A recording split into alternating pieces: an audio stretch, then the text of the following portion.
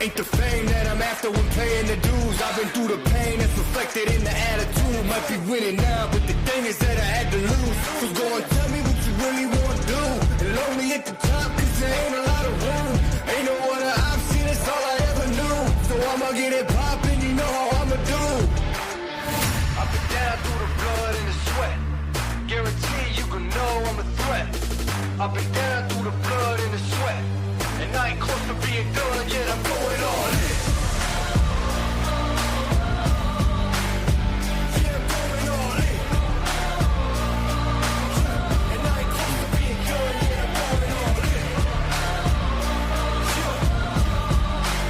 They know I'm going all in. Through the blood and the sweat, y'all know we ain't close to being done yet, I'm going all in. I've been down from the jump. Ain't no love lost, we just really doing us. Go and take your seat, looking silly getting up. Y'all know what it is, let me tell them what it was. It was 24/7 on the grind, one thing at a time. Hard to understand, kind of person got the state of mind. We was making moves every day, getting things in line. You could go and say what you want, but believe that I've been down through the blood and the sweat. Guarantee you can know I'm a threat. I've been down through the blood and the sweat. And I ain't close to being done yet, I'm going all in. Yeah, I'm going all in. And I ain't close to being done yet, I'm going all in. They know I'm going all in. Through the blood and the sweat, y'all know we ain't close to being done yet, I'm going all in.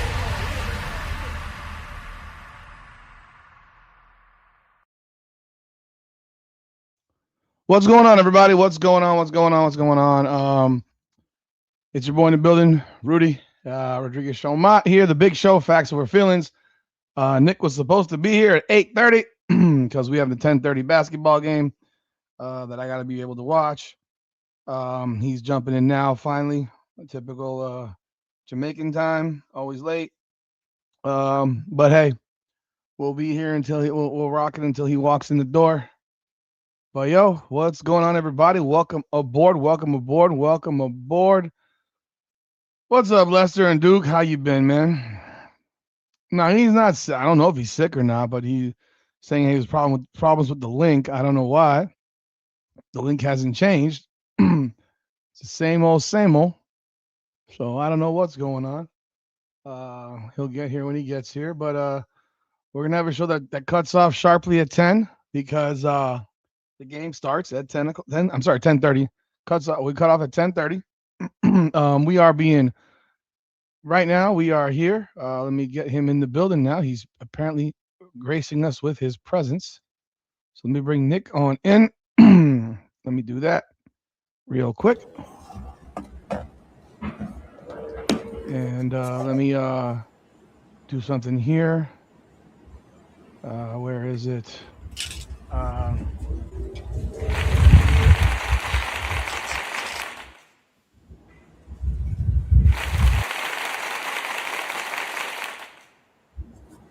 guess he doesn't notice he's being applauded before. He finally showed the hell up. Drums, please. What's going on, guys? Have no fear. The great one is here. All right, Nick, what's going on? You're in the building, folks. Now we finally are whole for today. Biking in 30-degree weather. Jesus, where the hell is it 30 degrees in May? It's mid-May. It's like 85 here. That just tells me why I don't want to live anywhere else, man. Crazy if it's 30 degrees somewhere in this country right now, on May 13th, it's 30. I don't want to. It says, "What's up, Rudy? Just entered the live while biking in 30-degree weather." That's crazy. I don't know what the hell is 30 degrees, but you just confirmed for me why I will never leave where I live. I can't imagine it being May 13th and it being 30 degrees. That's abso-freaking-lutely nuts. What's up, Baltimore? Jeff, Duke, Shane. I'm watching this game with Vegas and Connecticut. I don't know that you call them Phantoms. I know that you just don't like her, but if you haven't noticed by now, they're averaging 45 fouls a game between the teams, almost 10 or 11 more than last season. So they're calling a lot of fouls. So if she's getting phantom fouls, in your opinion, I'm telling you right now, they're probably fouls. Who that? Because Asia Wilson, because these people are freaking fouling. They fouling. They're fouling. Like, Why you guys, people you don't like what you're upset about is that Caitlyn don't get those damn calls because they're fouling. They incessantly foul. I've watched like 6 WNBA games in the first week and a half, and they're always fouling. It's like a nonstop foul fest. No, not a week and a half. It's been 5 days. Friday, Saturday, Sunday. What's today? Today's Wednesday. I watched 3 games yesterday. So this is my 7th game that I'm watching. Yeah, they're fouling. They are absolutely fouling. What do y'all think are fouls nowadays? Like, oh man, dude, they foul. Like, everybody wants to be a referee. Why are we refereeing every fucking game? Like, because they don't like certain people, and they want other people to get calls, and they don't feel like they get them. And I mean, you ain't gonna get it when you're shooting from 30 feet out. That's the difference. That's like Jaylen Brown talking about. Well, Philly got all the calls. Y'all were shooting. Shot 53s. I shot 63. Shot 50, 63s. Like, what do you want? Out of your 90 shots. Like, what do you want? That's not how it works. It's usually the team that's more aggressive. And then sometimes some teams are aggressive and don't get fouls because sometimes they aren't getting fouled. Like, you don't just make calls just because they're driving to the basket. You're sitting here telling me that 4 fouls in the first 12 minutes were all phantom fouls. Get out of here, bro. Every one of them. Every one of them. Every one of them is foul. So whenever Asia Wilson gets fouled, it's a phantom foul. I got it. I can't. I can't even. I'm not even going to spend my time arguing those types of things because it's like, you're also going to tell me that when Caitlin Clark 2-handed shoved freaking homegirl this past week and it wasn't a foul either. I mean, come on now. I mean, give me a break. I'm not watching Toronto, Seattle. Yet still that game was 45-44 at halftime, even with all the missing. So I wasn't watching. So because the tempo are playing with tempo. Yeah, they didn't play with any tempo against the Mystics. And we will hit a few topics. Chat GPT wasn't cooperating with me very well with the image, so it's like I got stuck with. I try to do a multifaceted image, and it apparently your boy LeBron James is anti copyright, and Chat GPT cannot make a goddamn image with that motherfucker on it. I'm serious. For real? I cannot. If I showed you, it says third-party copyright, like 6 different versions of it, and I'm like, can you just put this motherfucker's face on an image? Boss move. Right yeah, well, ridiculous. That's why he's the greatest of all time. Yeah, sure. I bet you can make an image of Michael Jordan. I ain't tried because I have never done a video on Michael Jordan because I couldn't care less about Michael Jordan's image because he's not a conversation. He's retired for 20 fucking years. Oh my gosh. So we got a Fever Sparks game tonight at 10:30. We got NBA playoffs going on right now. Pistons up 2 against the Cavs. Okay. End of the first quarter. We have a Spurs series that's going to game 6 back to Minnesota. We have LeBron James swept out of the playoffs in emphatic fashion, standing in the corner, not wanting the ball. Want the man to shoot every game, win a shot? Yeah, goddamn right. When your season's on the line, fuck yeah. Fuck yeah. Jordan fuck yeah. Jordan fuck passed, yeah. Jordan fuck passed, yeah. Jordan, fuck yeah. Fuck yeah. Fuck yeah. He doesn't touch the ball. Austin Reeves says, give me. Oh, he passed it though. LeBron didn't pass shit. Austin Reeves took the ball and said, give me this shit. This is my team. Sit your bitch ass in the corner where you belong. After you just missed a fucking 3-foot layup. You bum ass. It was 8 foot. And it was a wide open shot. And then they try to say it was contested. It was contested, Rudy. Come on, Rudy. He missed that shot. He missed that. You'd have made that damn shot. He missed that shot by a mile. Was it a good look? Yeah, but it was a wide open look. When he let go of that shot, it was a wide open look. And then they said, "Oh, it's very." And then they said it was highly contested. What? Yeah, highly contested according to whom? Somebody was in front, and somebody was on the side of him. Get the fuck out of here! Get out of here!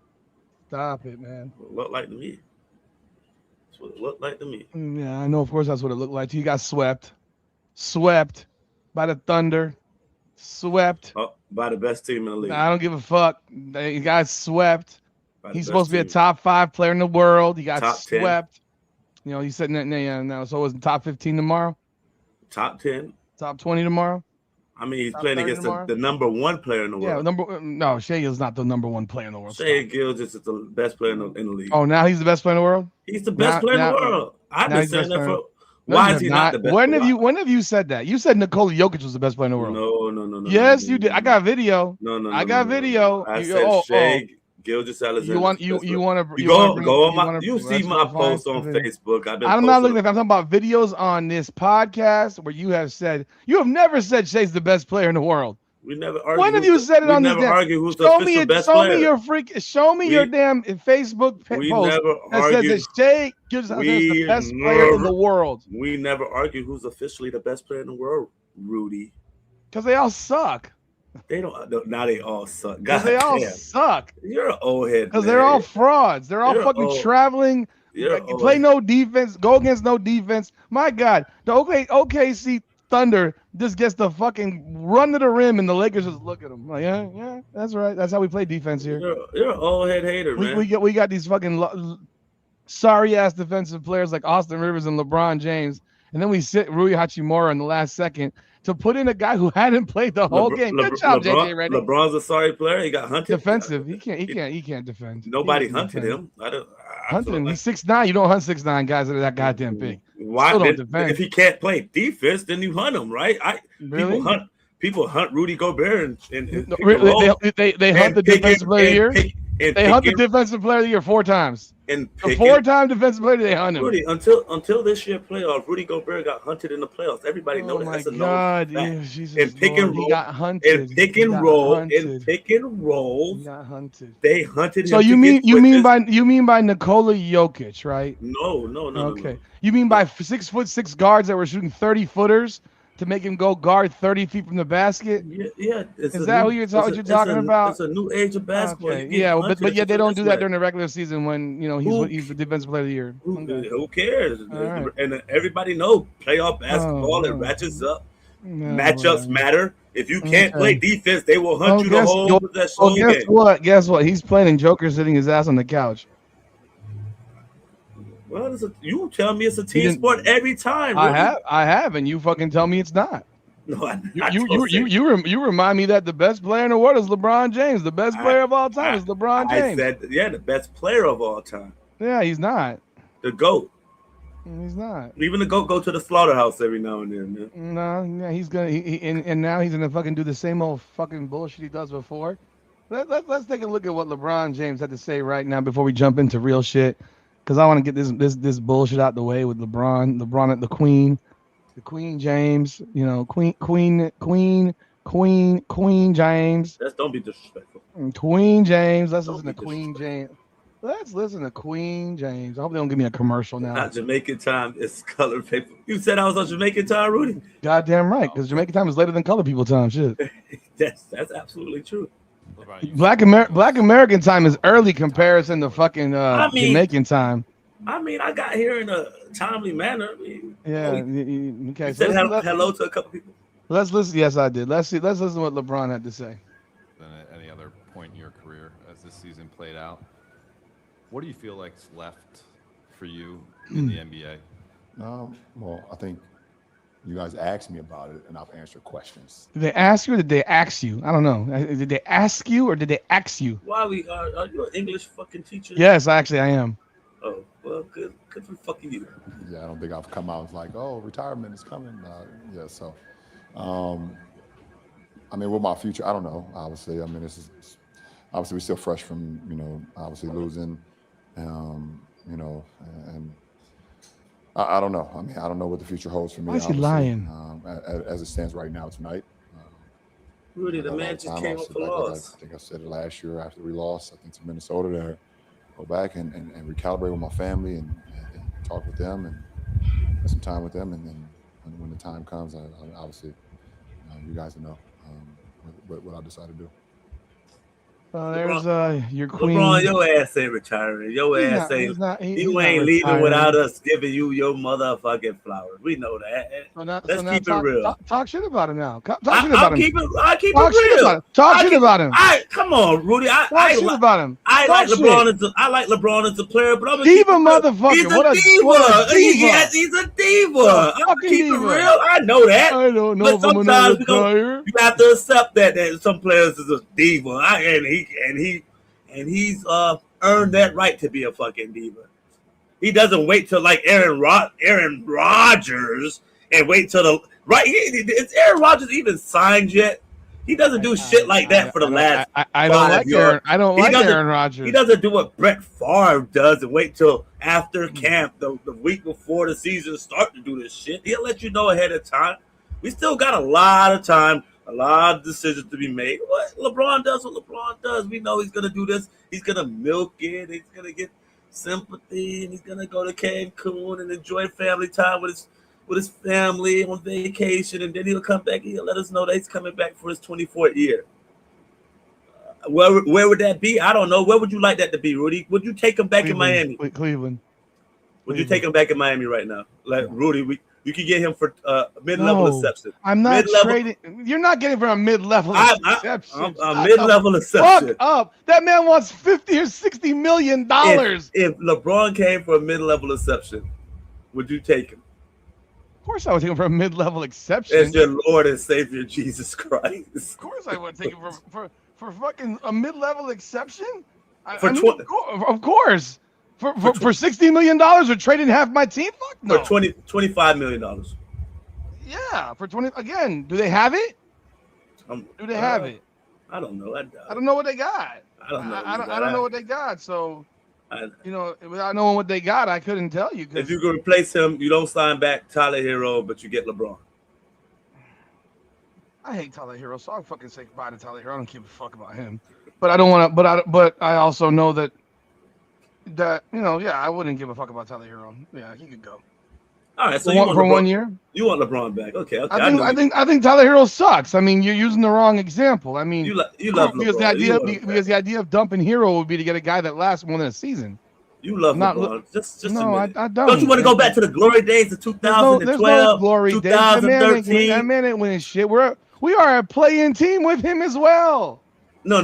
We are a play-in team with that dude, just like we're a play-in team this year. Just like we're a play-in team with Jimmy Butler. We're a play-in team. We're better than Toronto. We're a play-in team. What's one thing we miss? We are a play-in team, Nick. A player who can get easy baskets. He don't get no easy baskets no more. For other people. Nick, we are a play-in team. So we won 43 games. You think now we're going to go to 47 wins because we got LeBron? No. Yes, we would. We're a playing team. He'll make Ware look a lot better. No, he won't. We're still a playing team, bro. You don't think the Miami Heat for one season will then now hand the keys and hand the ball to LeBron James and say, take us to the second round. To the first round of the playoffs. Where were we this year? Home. We were, and you know what? You know what? Last year we had a worse record and made the playoffs. The difference this year was that the teams were better. The teams in the East were better. The teams were better. So we won 37 games last year. We were a 10 seed. We won 2 games to get into the 8, and then we got dumped out by whoever the hell beat us. Boston, I guess it was. And so we got to the 7. No, wait. Did we get to the 8? Oh, we got to the 8. So how the hell we played Boston if Boston was the 2? Also, what was the first seed last year? Cleveland. Yeah, we got dumped out by Cleveland in 5, I think it was. And the year before we were a 46. No, the year before we were a 46 win team and we were an 8 seed. But this year, if we were a 43 win team that year, we still would have been a 9 seed. We still would have been the 8 seed because the next 2 teams were 39-36. So I'll take him just for purposes. We would be a fucking playing team. I'll take him for purposes of being a watchable team. I mean, it's watchable. It'll be his last year. He's done. I think next year it's over. I can't see this guy playing anymore. LeBron and you don't add other pieces. Like you have LeBron, What you have piece? there's Adding always other moves to be pieces. made. We don't have money, Nick. They done Why? fucked up the cap so bad with this damn franchise. Would you take if we could get LeBron on whatever deal? He's like, oh, I'm gonna give you all a friendly deal, but we able to get Kawhi Leonard with LeBron. It's not gonna happen either. But you trade Tyler Hero, and Ware has to be in one of those pieces, I guess, that you get Kawhi. No, LeBron. trade Bam.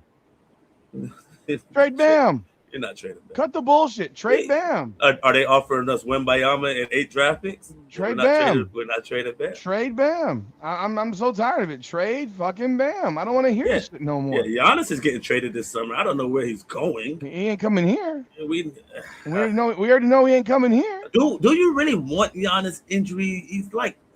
I know we just talked about Really? Kawhi. We don't even know if he was he really injured because they just kept him out they said. He said they were just holding him out at the end because they didn't want to risk him getting hurt and devaluing his trade value. But again, you could have traded him in fucking February and gotten him with the guys we were offering him. We were offering him a shiny ass turd, and they didn't want the shiny turd. I like Giannis, but his injuries seem like they're just coming back to back. Nick, and you want Kawhi Leonard, who's missed like literally fucking half the games over the last 5 years? Played more games than because he played one game this year. One time now he played some games, and you want to give him the world, but you don't want Giannis? Look, I don't like any of these guys anymore. I'm saying that we can get LeBron and Kawhi instead of just Giannis. Yeah, so two guys that play the same position. Okay. LeBron plays the one. You mean you don't want Davion Mitchell as your point guard no more? He can be my backup. We are minus 64 million in cap space. God damn, we can't do shit. Can't do shit, man. We are cap strapped. Bad decisions. We are cap strapped. We are minus $64,183,207 over the cap. In Patrick Everett Riley, we trust. Yeah, fuck them. That's his middle name. I don't even know his middle name. I don't know. It sounds. Why would you know that? I just gave him a middle. Give me a break. Like, good grief almighty. But no, I mean, I think he's gonna come back. I just same old bullshit. He wants to say, I don't know. I'm gonna go talk to my wife, get permission, and I have to get permission from Bronny because he needs me to be on the team. Otherwise, he's about to get cut because they don't really want him. Then why would he play more minutes than Dalton Connect? I don't even know where Dalton Connect is anymore. He's still there because he's not Bronny. I think that's a horrible decision. That's a horrible. You know what? I would take Dalton Connect in Miami. I know that dude's a shooter. So I would Tyler Hero again. Take Tyler Hero, send him over. Yeah, for a fraction of the price. We got rid of Duncan Robinson and got Simone Fontecchio. Which looked like an amazing move the first 15 games of the first season. Week and a half, it looked great, and then the reality set in, and Fontecchio went back to being Fontecchio, or maybe Spoelstra went back to being Spoelstra. So yeah, man, give me a break, man. Just terrible. Yeah. But, anyhow, let's jump in on the next topic because LeBron's gonna come back. I think he should play in Cleveland. I think that's where he started it. That's where he should end it. I don't think the Lakers truly want him, even though they said they want to have him back. I don't know that. The team I really want to see him go to, I doubt it, but Golden State. I would love to see him and Steph for visual purposes of NBA TV, fun purposes. I'm not saying they're gonna win, but wait. So, let me check something here. I'd love to see him running around there with Steph Curry, just like they did for Team USA.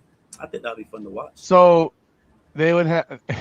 They're minus 113 million over the cap. So he will have to go there for.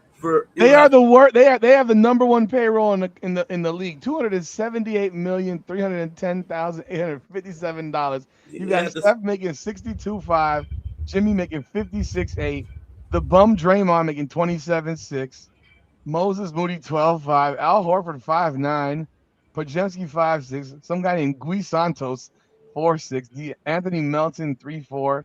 And Will Richard 2.1. Rudy, they got a $46 million cap hold for Kristaps Porzingis. The thing about LeBron, he will have to go to somewhere, and people are gonna hate him for it, and he'll have to take basically the minimum. Yeah, basically, He don't need them. Here. Before we get off this, you brought Golden State. Draymond Green said all that shit about Steve Kerr, and now that bitch ass motherfucker has Steve Kerr coming back. Draymond Green cannot be there. Why not? He just said that he cannot be there. He ruined my career. But he also said that I'm thankful for him making me a Hall of Famer. He ruined my career. He held me back from being as great as I could have been. As great as I could have been, he held me back. even though the next year I averaged 10 points before KD got there. He held me back. He held me back. Yeah, I think that's crazy. That I wish Steve Kerr would have gone. I wish they wouldn't have taken Steve Kerr back either. I'm still sick of that freaking fruitcake fucking left wing motherfucker. I can't stand him. I can't stand that dude. That dude can't stop talking about politics. Like, bro, it's basketball. What if he cares about politics? What if that's deeply embedded? Because he's actually been wrong a lot, and he runs his mouth. Everybody's wrong about politics. Nobody's right. Great. I'm not asking for the basketball coach of the Golden State Warriors in a fucking press conference for basketball to talk about politics. Shut the fuck up. Everybody's into politics, feel a certain way, and nobody's right, nobody's wrong. Again, no, they're actually he actually said factually incorrect shit. That's what I mean by wrong. It wasn't about opinion. I mean, for the most part, he's about people. He's a left-wing lunatic. He's a communist. Treating humans like humans. He's a communist. He basically wants people to treat humans like humans and have a fair world. He's a communist. Shut the fuck up. You're gonna ruin this show if you start fucking talking politics and you don't even vote. Live a fair world. Who are you gonna tell don't vote? You bald. I know you don't vote, you bum. Mother. I vote all the damn time. Shit.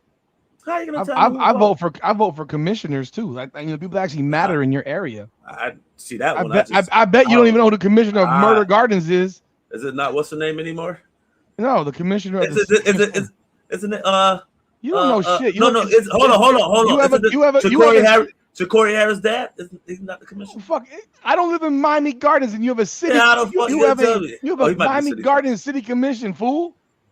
What y'all doing me? God, dog. Anyhow, let's jump in. Tonight, the Indiana Fever will take on the Los Angeles Sparks, the Los Angeles Sparks, and they are in LA right now, getting ready for the game in an hour and a half. And, got to listen to this one guy earlier today talk a lot of shit about Caitlin Clark. Did you hear about this freaking weirdo from the Craig Carton show? Did you see that shit? No, I didn't see that. You did not? Okay, then we're going to play that for you because you need to see that. What? Yeah. You need to see this guy because this guy's a fucking tool. I mean, I don't know. Maybe Caitlin Clark's turned him down or something, and I don't know. I don't know what happened. Let me ask you a question. The Carlton show, the one that comes on early in the morning or something on Fox Sports. It's in New York. Okay. It's a New York show. This guy basically, his name is Tyrone Johnson. Tyrone, oh my God! Tyrone's black. That should have given it away right there. No, he was always black. He was always black. He just, I didn't know what his name was because he's insignificant. Let me see this. Let me bring up the video. This Tyrone Johnson, Caitlin Clark. Craig Carton took the day off, so I guess this fool had the need to speak and probably shouldn't have spoken too much because he sounds absolutely retarded. You can't say that word, Rudy. Retarded. You can't say retarded.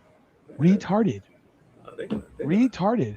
Retarded with a capital R, a major capital R. Cancel me all day. Retarded. The dumbest motherfucker on the face of planet fucking Earth. Retarded. Listen to this clown ass dude. You ain't heard it. You ain't heard it, Nick. R word. Retarded. Here, listen.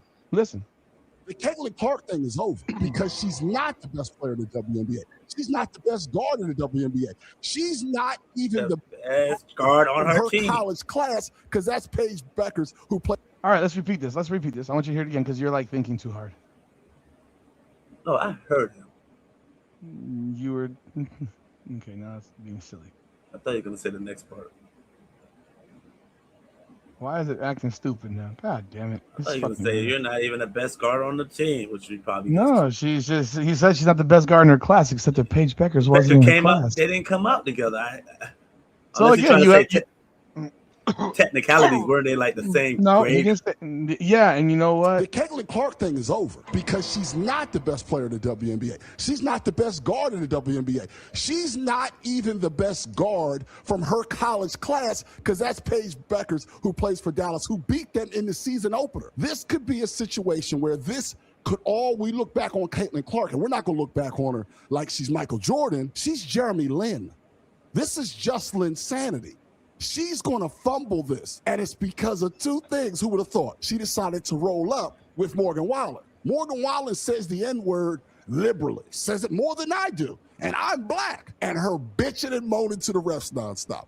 But when we look back on this, we'll go, this girl had the world by the balls. She had everybody loving her. People who hate women's sports were tuning in just for her. And when we look at Jeremy Lin and look at her, we're going to find out that at the end of the day, it was the exact same thing. For more entertaining, compelling. So I am going to allow you to speak on this first. I haven't done a video on this at all. I haven't done a video. I didn't plan on it. I figured I would clip it from this video and then put it out there.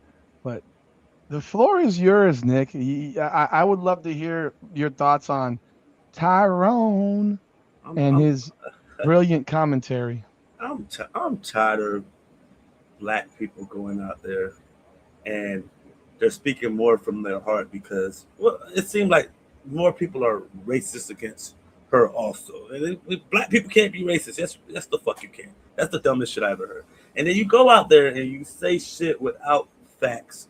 And you are wrong because her and Paige are not in the same class. When has Paige ever beaten Caitlin Clark since high school? She never beat her in college. The one time Connecticut beat them, Paige was injured. And she didn't beat her last year. No, they lost in the Final Four to Caitlin Clark. And they didn't beat her in the WNBA last year. Last year they didn't beat. I don't think they beat Indiana at all last year. They didn't beat Indiana, and Caitlin Clark usually has better numbers than her most times they play. They lost the other day. They had the same amount of points. Paige shot amazing from the court. But if we're just going to go off of one game, and I heard people go off and say, well, since Paige beat Caitlin, and then Angel Reese just beat Paige, this is I'm hearing this from black media, that Angel Reese is now better than Caitlin Clark. And I'm like, they played against each other millions of times. Get their ass whooped every time for the most part that they play each other. And you come out here and you say foolishness like this. And then also, when you break it down, like Linsanity, Jeremy Lin came out of nowhere. Caitlin Clark didn't come out of nowhere. Jeremy Lin wasn't even a draft pick. Caitlin Clark was the #1 draft pick. This is two different things. Caitlin Clark was fourth in MVP her rookie year.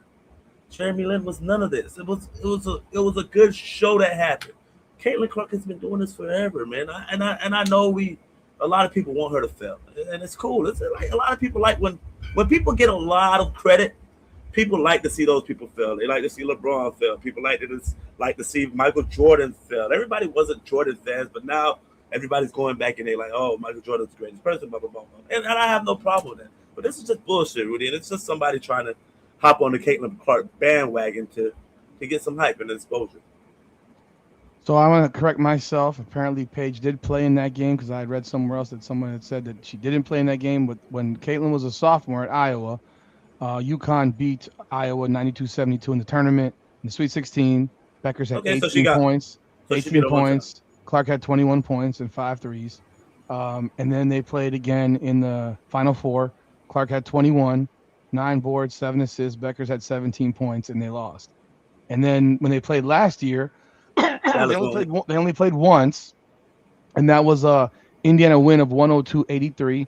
Clark had 14 points, 13 assists in 25 minutes. Beckers had 21 points. And then, you had this game here, the preseason game that doesn't matter, and then you had this game here, and they had the same amount of points, and Clark didn't shoot the ball that well, but Paige shot the ball exceptionally well. And again, who didn't shoot the ball well that game? Well, Caitlin was 7 of 18, but I'm talking about Dallas. From Dallas. Everyone shot the ball well. So, yeah. So whatever. if they're it's 2-1 Caitlin Clark in regular season and play and tournament shit. I'm not counting preseason bogus garbage. No, that don't Caitlin Clark has been running strong for 4 years. Jeremy Lin lasted for 3 to 4 weeks until LeBron and Dwayne Wade said you're not going to score on us, and they made him disappear. If you want to call Caitlin Clark, that's been a run for 4 years of college. She was averaging 25 from her rookie. I mean, she was the rookie of the year, set every damn record known to man as a rookie at Indiana. And this guy jumping up there with that nonsense. First off, at least you should know that Paige stayed for a 5th year. Yes. Like the mentality that Paige Beckers is something so damn special is so annoying to me, because the fact remains, if Caitlin Clark had gone back for year 5 and then had Lucy Olson join her that year, because that's when Lucy Olson jumped over, they would have won the national championship. They would have been heavy favorites, in fact, because South Carolina did not have the size that they had the year before. Their biggest player was 6'3". They could have beaten South Carolina that season in a Final Four matchup, or even whenever, and they probably would have been that would have been their best team without a doubt, in my opinion.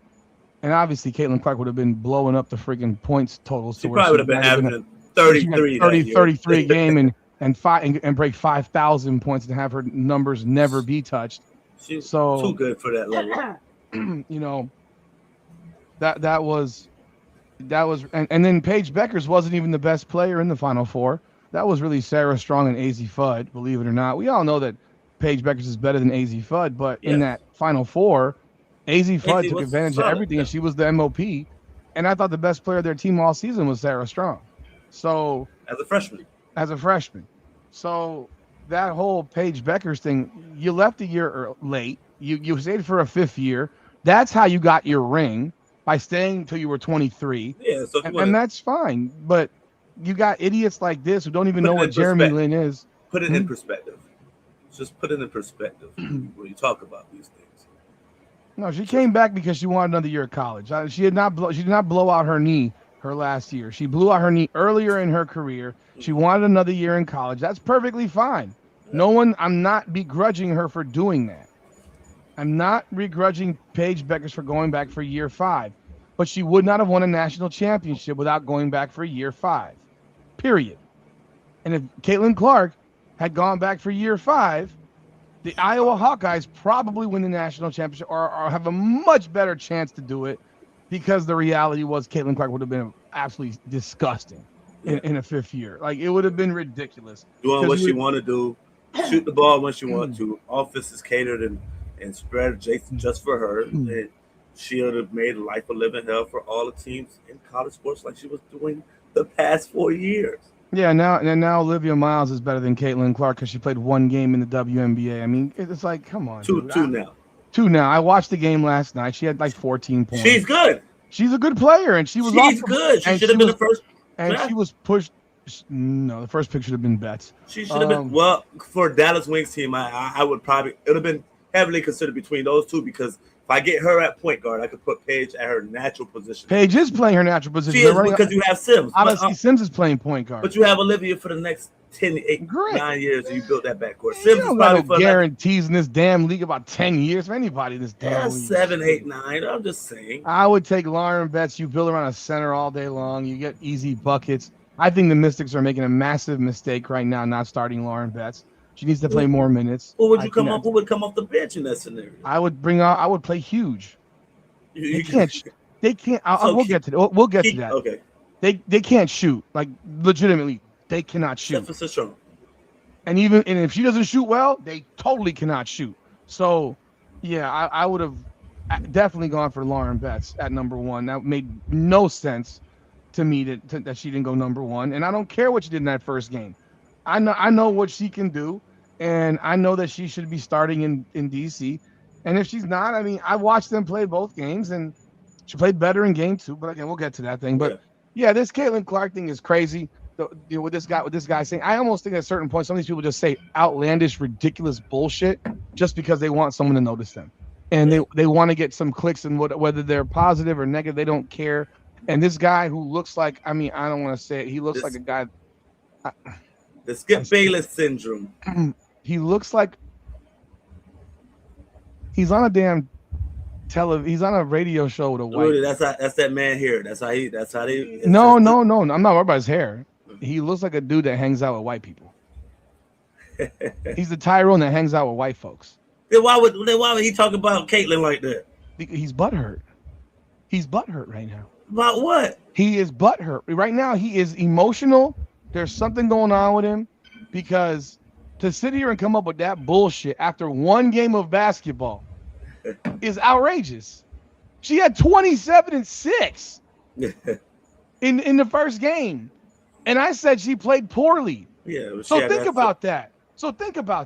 We think she played poorly. 27 and 6. No, she did. She played one great quarter and 3 bad quarters. Mm. But so she played poorly and had 27 and 6. Let's put it this way. LeBron James plays a great third quarter, goes 27 and 6. Yeah, you'd say he played poorly. Yeah. Because expectations are different. But he would still have had 27 and 6 for anybody else. And it's like, listen here. I did a video yesterday on the ticket sales. There are tickets that are still available for this fucking game tonight. Standard tickets, and they closed off the roof, bro. They don't have the upper, they don't have the upper deck open in the largest city in America, the largest metro area in the country, and you don't have the upper deck open. Yeah, so it's the Caitlyn mantra. It's the Caitlyn effect wearing off around the league, or they're destroying her. They're destroying her. They have destroyed the aura. They're destroying the reputation. They're destroying everything. Because they got paid now. Because when she went there 2 years ago, what's up, Ben? Welcome aboard, everybody. I'm sorry, I'm not really looking at the comments. We got a truncated time schedule. Right now, we still got standard tickets available for a game in freaking LA that starts in an hour and 15 minutes in the upper deck, for which they seat 12,000 people in the lower level. Look at this. Look at these seats. Look at all these seats. Look at this. These are all blue. These are all unsold. Caitlyn can't. I can sit right. Look at this. Because she was selling out every arena. Every building. You were opening up upper decks. There's lots of seats here, Nick. You were opening up upper decks. They're not going to sell this shit out. And they closed the upper deck off. If I show you the Ticketmaster side, will show you that you could get a seat in the suites for $60. Yeah, blue ones unsold. Unsold. The blue ones are the ones that are unsold. They got 1,000 tickets available for tonight's game, and they're only playing the lower level. But why wouldn't you protect your best asset in the league? Why wouldn't you? No, Nick. Why they don't like? Because they jealous. Is jealousy's a motherfucker. Why everybody think that they are the reason, or they're part of the reason that this? Nick, let me ask you this: did you ever? And I'm genuine. I don't know the answer. Yeah. When you were in high school, did anyone ever like come across as jealous of Peacock your senior year? No, we understood. No? We understood. No. We understood that most high school kids don't understand. Rudy, we on our team, we understood that Peacock was the man. We knew we had to play our part and to get to where we needed to go. Now, I knew I was valuable more than my numbers, but I knew I wasn't no damn Zachary Peacock. So knew he was valuable more than his numbers, but he also knew that he was a Zachary Peacock, and our coach let us know that you weren't Zachary Peacock. Like, well, my son just finished playing 8th grade flag football, and he was the quarterback. They went 6-2, and when the kids in his class had to decide on who the athlete of the year was, who the best athlete was, the kids, it's like senior superlatives and shit like that. Mm-hmm. I guess they're doing that 8th grade for his school. They picked another kid. My son plays 5 sports. Yeah. He was the quarterback of the football team. You know who they picked as the guy? His wide receiver. Is that receiver the guy too? Well, obviously the receiver's a guy. How could he be a guy? I mean, but like he's good. No, he's good. He's good. Yeah. He only plays football. Okay. How can you be the best athlete in the school? You only play one sport, yeah, and you're not even the best. I mean, they might argue he might be better than my son. I don't think he's better than my son because my son does more than he does. My son, if he was playing QB and my son wasn't on that team, they don't win 4 games. Mm-hmm. They lose at least 2 more games because Nico carried their asses. Mm-hmm. He carried their asses. So I sense jealousy, and women have a lot of jealousy. Women are very, very petty and jealous. And favoritism. Like, You know, I'm cool with this person. It's the cool person in the school. People mess with this. Like, that also happens. I lost out on awards in middle school, but I was the best athlete in middle school. I played every sport. I was the best basketball player in school. I played football. I was really good at it. I played fucking softball, because it wasn't baseball. Played softball. I was one of the fastest people. I did everything. And then somehow somebody else won athlete of the year. I want to say my 7th grade or 8th grade year. I won one of them years. In other years, I'm like, well, how the hell? No, my son, when he was in Somerset, when he graduated from 5th grade, he played basketball, he played soccer, and he played football. And there's a kid that just played football that got named athlete of the year there too. It's like, go ahead. Don't even get into that with that guy. But no, we have to. I'm ignoring it. That one. By the way, the guy named Peacock UCLA is a high school teammate of Nick in basketball. But again, if you want to get to it, let me get this. Go ahead. First. So, and end of the day, you got one game. I did a video. I showed the ticket sales. The ticket sales are falling off of a cliff. They got a game in Atlanta next month, and half the building's unsold. Half the building is unsold. They are killing their cash cow everywhere in the country. Where the road games are not selling out, and these big buildings are not even selling because they have dogged her out so badly, publicly. The home games are not selling because Stephanie White's a fucking buffoon. Is an absolute fucking buffoon. And oh yeah, there's a good question. How many times do you ever get your back realigned in the middle of a game, Nick? I never got my back realigned during the middle of the game. And today again, Stephanie White says, this is perfectly normal. This is perfectly normal. For an older player like Charles Barkley. For an old person, not for if you don't have back issues, you're not having your fucking back realigned by a chiropractor at halftime or in the middle of a game. No, that's what happened. I know. I'm saying before the game, I always went to the chiropractor. It felt good. Got a little crack. Out of here. Yeah. Before the game, of course. But during the game, this never happens. Never happens. She's literally trying to. She's hurt, Rudy. I know, and her coach is sitting here lying about it constantly. She's banged up. She's going through it. She's still recovering from the problems of last year. When one thing is kind of fucked up, you start rehabbing that one thing, but you have to start. The other muscles that start being counterproductive to it. Yeah, imbalances and things happen. That's what's happening. You got one area strong, but the other areas were neglected or had to overwork during that time. And this is what's happening with her. It's just simple as that. It's either going to take some time off, or she really takes some time off, or she's going to take a really good strength and conditioning coach to get her back strong and healthy and prepared for all of this shit. This is flexibility. This is mobility. This is her core. This is all that shit aligned with her for her body to get back right. And this could be that one of her hamstrings is still fucked up, so the other one is doing more work, and now your hamstring is kind of connected to your back. Like all that stuff go together, Rudy. When I have my clients come in, they're like, "Oh, this is tweaking, this is hurting." I'm like, "Is that?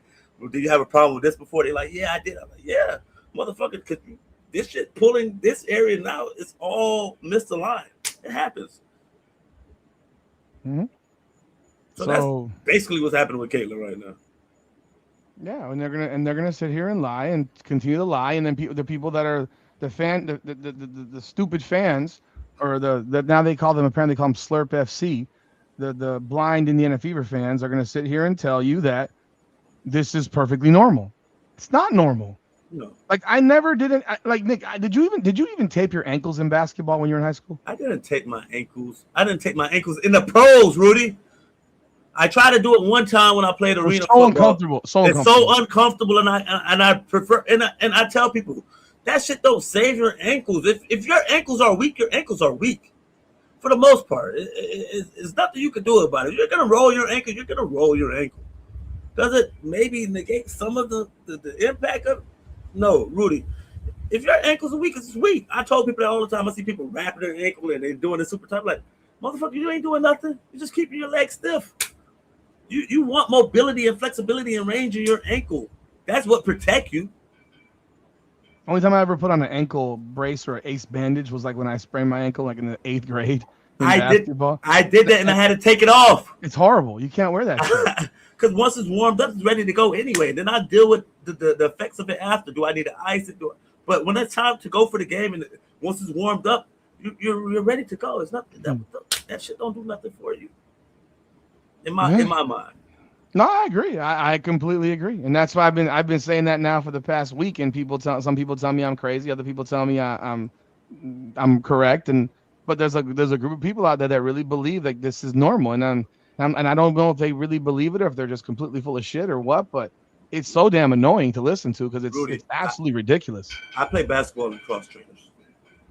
Cross trainers. I play basketball in low cut cross trainers that has amazing grip on the court, and people are like, oh, are you scared you're gonna get hurt? No, my ankle mobility is my ankle strength is good. I'm not worried about that. You should be worried about yourself because your ankles is weak, even though you have your high tops. I see people with high tops all the time. They roll their ankles. I don't wear that shit. So they're playing. So now they're playing the Sparks tonight. This is game 2 of the season. They lose their first game because they can't defend a parked car. And now they got to play against the Sparks. They get their, according to Stephanie White, it's really big that Monique Billings is back. You know, she hasn't played a game, and she's a massive contributor to their team, despite not having played one singular game yet. But they seen her in practice, Rudy. Yeah, okay. She's a career backup, 7 and 6 player. And last night I got to watch Natasha Hare go for 14 and she looked good. And 11. She looked good. And I text you, right? She was the leading scorer for the Minnesota Lynx last night in a win on the road at Phoenix. And so, yeah, you got to deal with Kelsey Plum.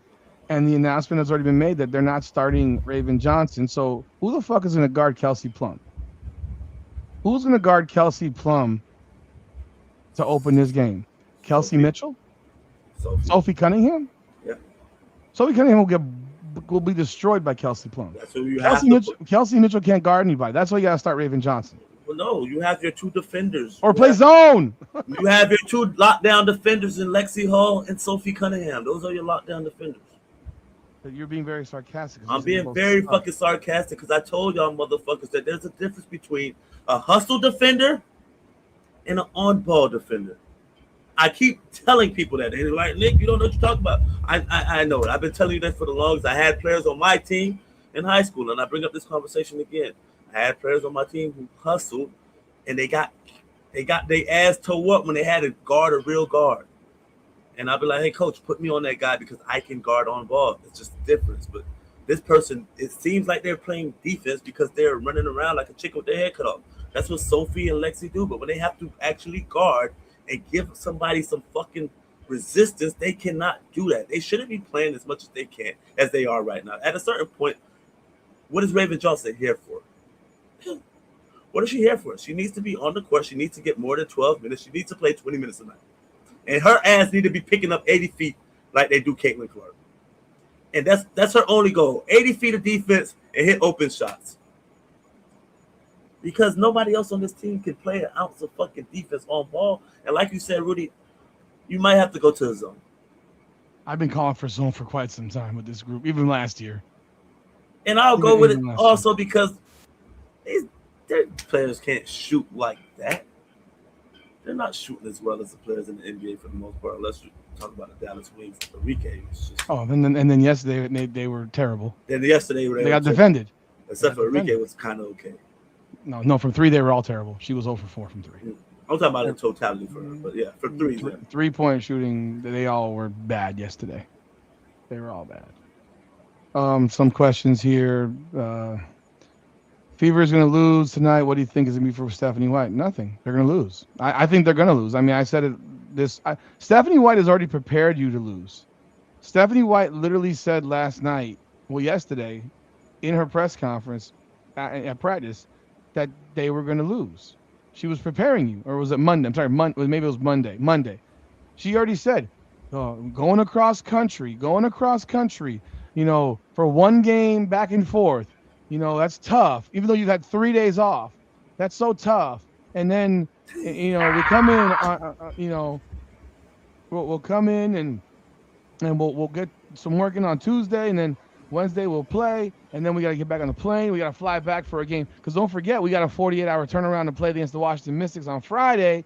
So this is a real tough situation. So it's basically, yeah, you're preparing people for you losing back-to-back games. That's what I hear. That's the shit I listen to. No, not. This is no problem. This is business. We come here to take care of business. We get a W on Wednesday, fly back home, face the Mystics, and go beat their ass on Friday. You don't say that as a coach. Why not? That's not how coaches talk. They have to I've heard coaches talk like that. I've heard coaches talk like that. Hey, we're gonna go out there. We're going to the West Coast. This is a business trip like every other one.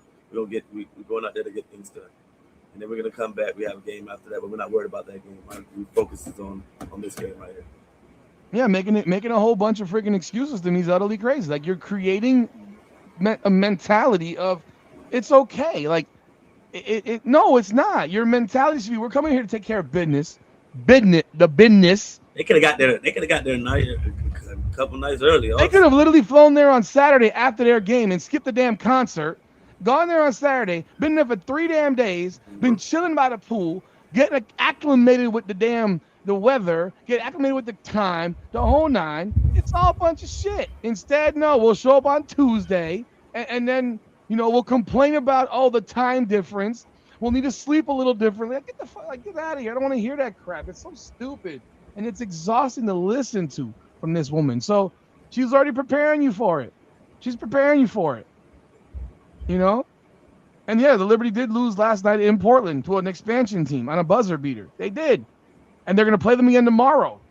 I expect them to beat them by 20 tomorrow, but they did. So yeah, if you're making excuses, I expect them to lose tonight. I do. They couldn't beat them last year. That team ran them off the floor constantly. They still don't play no damn defense. It's the same damn unit of no defense motherfuckers. Like, what do you, unless you play Raven Johnson at the top of that damn defense to guard Kelsey Plum, she's going to absolutely fucking cook this team. I don't know. Rakea gave us a lot of problems last year when we played them. She's not there.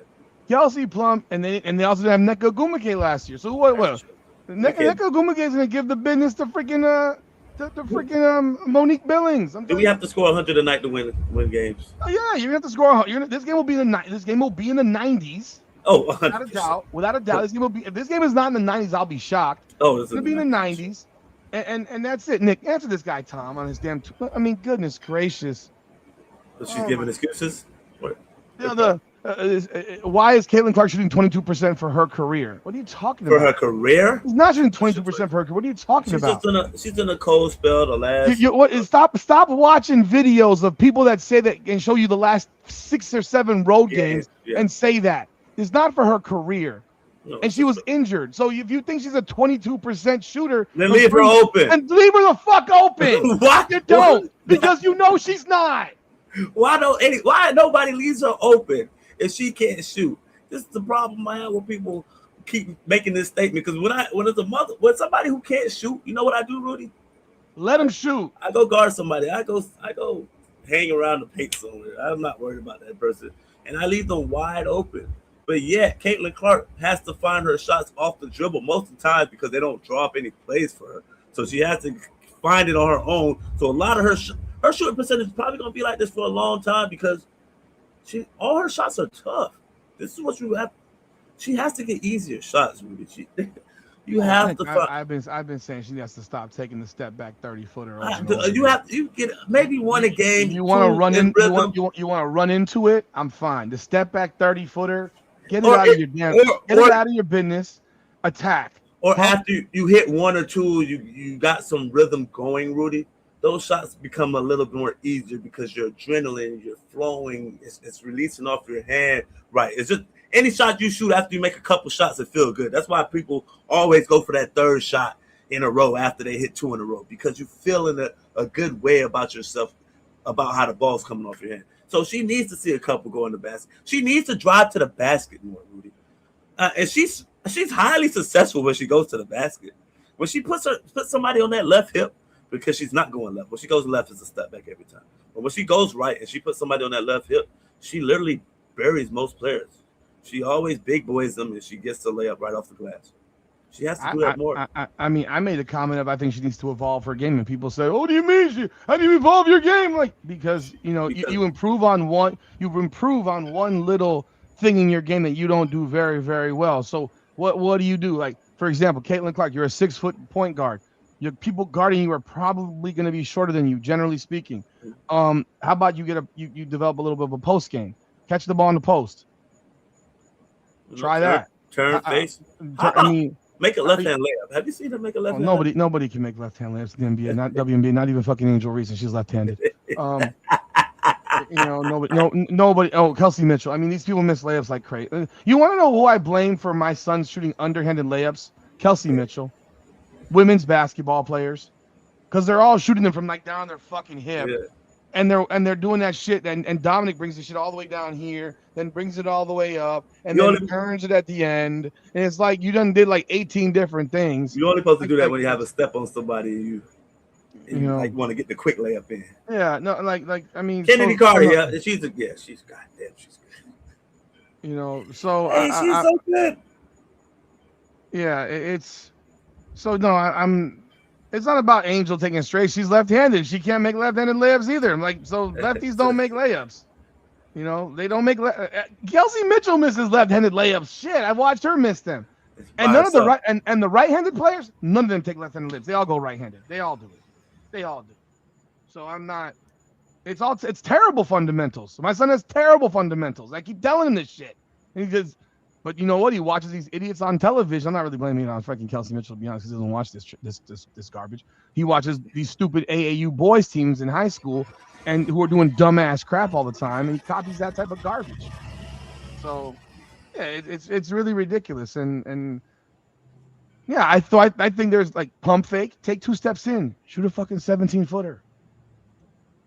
But then you watch them in warm up, like in practice today, shoot around. And you got Stephanie White being interviewed, and everybody's shooting threes. Everybody's shooting threes. Everybody do that. Everybody do that as a shoot around. Everybody's shooting threes. Nobody's working on catch the ball on the block, bump, up and under, or big. No, everybody's rooted. That could have simply. I'm just being objective here. That could simply be that part of practice. Rudy. You do have different phases of practice. Nick, I don't want to see these fucking bum ass motherfuckers like Aaliyah Boston shooting threes, because somebody made a bet with me. Israel made a bet with me and I have a screenshot of it. He bet me the other day on live that Aaliyah Boston would hit 44 threes this year. No, she's not hitting one a game.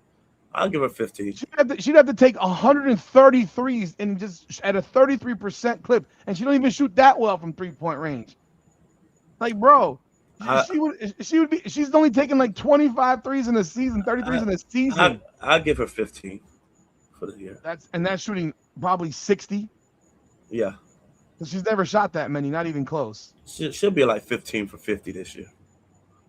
Well, I'm gonna win that $50 for sure. Everyone knows that. That's like giving me a gift. Because you're basically saying she has to hit almost 1.5, 1.2. Because there's gonna be games where you'll be 0. It'll be 0. So another game you gotta expect her to hit 2. He said she's on pace for 44 after game 1.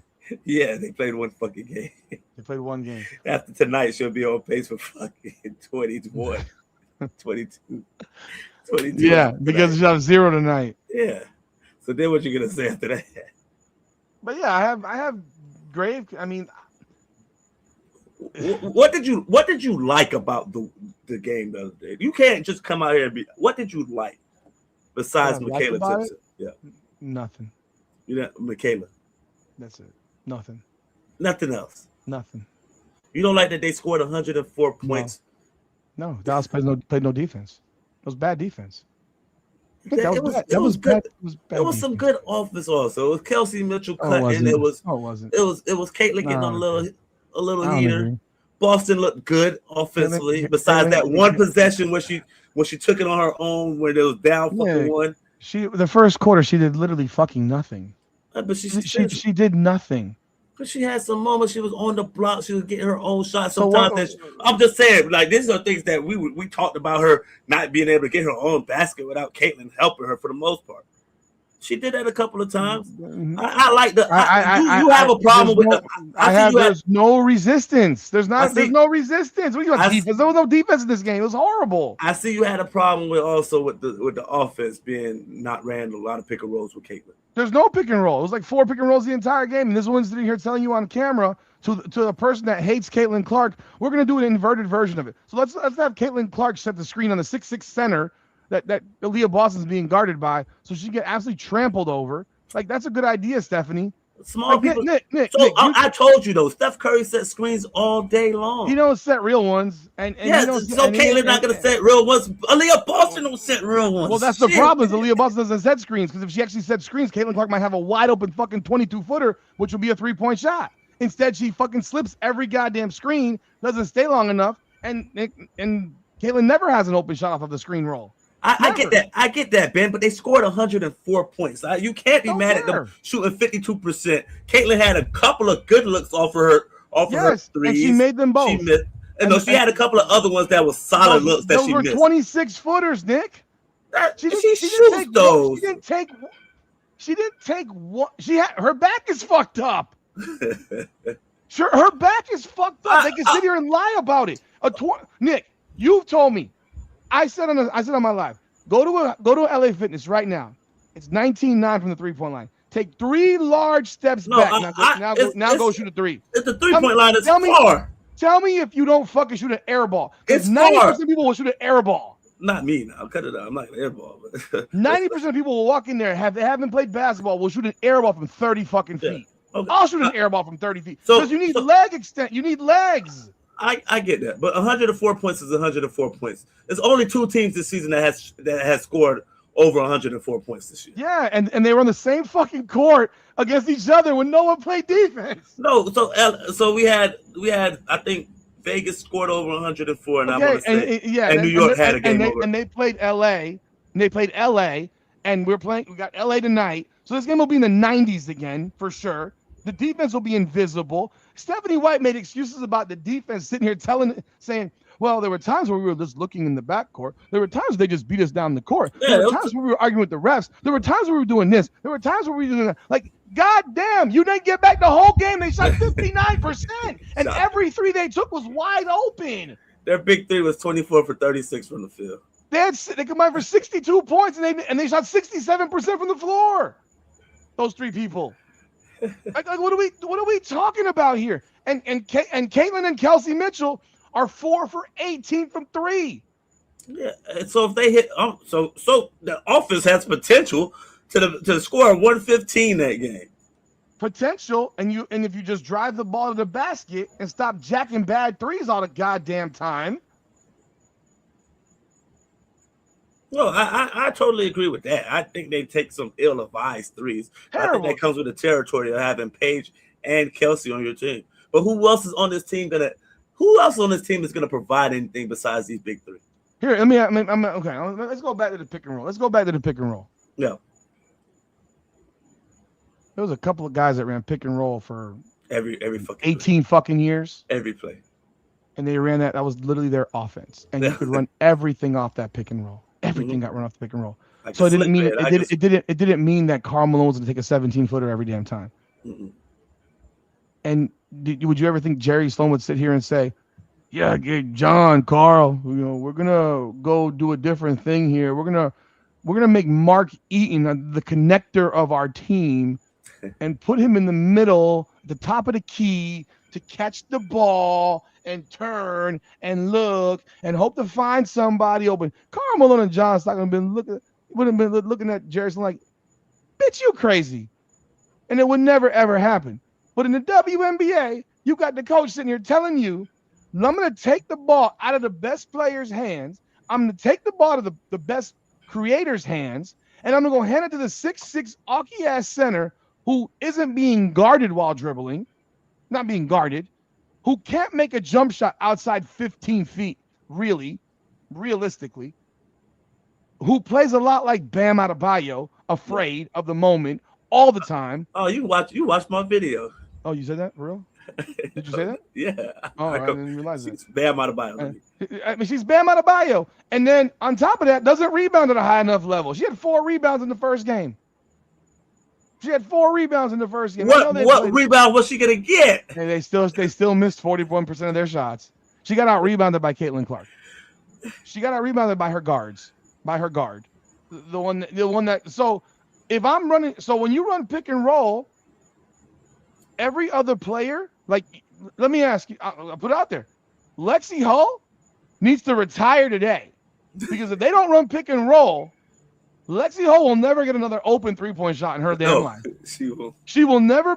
That corner shit will never be open again, because they won't have to leave the corner, and then you'll have Lexi Hull do a pump fake and thunk with her right hand. She almost made it. An air ball. She shot an air ball and shoot an air ball from 4 feet out. She will never have another open look if that's the case. Yeah, because you're stand the fuck in the corner. Because the pick and roll it makes the deep. It's a read offense. It's a read. So if I dive, that person come crashing down. That corner 3 is wide open. That's why people run the pick and roll, because you have so much options off of it. That's a different, but that's also the difference between, nowadays and back then, Rudy. I'm telling you, the pick and roll, y'all like, why they don't run different plays? I'm like, the pick and roll is a highly successful offense, because of course it is. It's literally reading what the defense gives you, and if you have a great decision maker, it's just almost hard to fucking stop. You can't, and realistically, the only time it got stopped was when Aaliyah Boston missed the layup. Yeah. When she missed the layup, because Caitlin Clark would literally get her the ball for layups the entire game. I mean, it's game 1. You scored 104 points, Rudy. Great. And you gave up 107. That's and the problem. problem. The woman claims to be a defensive coach. She's a defensive coach. Like, what are we talking about? You're a defensive coach and your team doesn't play defense. Oh, maybe it's because you don't practice. Because you told us that you don't practice as long as you practiced last year, because everybody knows each other, even though it's factually incorrect. And then you put your best defensive player on the bench for about all of 12 minutes. Ben, they scored 104 points, Ben. We have to acknowledge. I'm not going to acknowledge it. I watched the game. It wasn't. No, I'm not. So if they come back out, if they go the next couple games and they score 100, 102 points, 104 points, I don't give a shit if they're going to give them 105. So the problem is the defense. It's not the offense. That's what I'm trying to say. Nick, we can say pick and roll. Are you going to watch them play basketball if Caitlin Clark's averaging 18 and 8? Yeah, I'm still gonna watch Caitlin Clark. No, you're not. Because I'm going to turn this shit off. Everybody's going to turn this shit off. Because that was rookie season. That was the floor. The floor was set at 19.8.4. Yeah, that's the floor. And I don't want to hear that she can't score more points, because guess what? There's other players that do score in the mid-20s. Asia Wilson averaged 27 a game in a season. Nafisa Collier, 22, 23. Other players have averaged 22 to 23, 24 points. Like, this is not an anomaly of scoring that shit. We're sitting here acting like she's not. She is the outlier. She is an outlier, and you're taking the ball out of her hands, and you're saying, Kelsey Mitchell, go dribble the ball to death and win us the game. Kelsey Mitchell stops ball movement. Ben, I get that, but if your team did not score 37 against the Eagles, then that would be more of the. Against Arizona, that would be more of the problem. Until we see them against a different defense and they are getting contained, then you can't have the problem yet until you see it. Dallas won 10 games last year. They won 10 games last year. Yeah, that was last year. They won. They have made changes. They're not the same exact roster that they had the year before. They haven't made changes enough that turned them from a 10-win team to a 25-win team.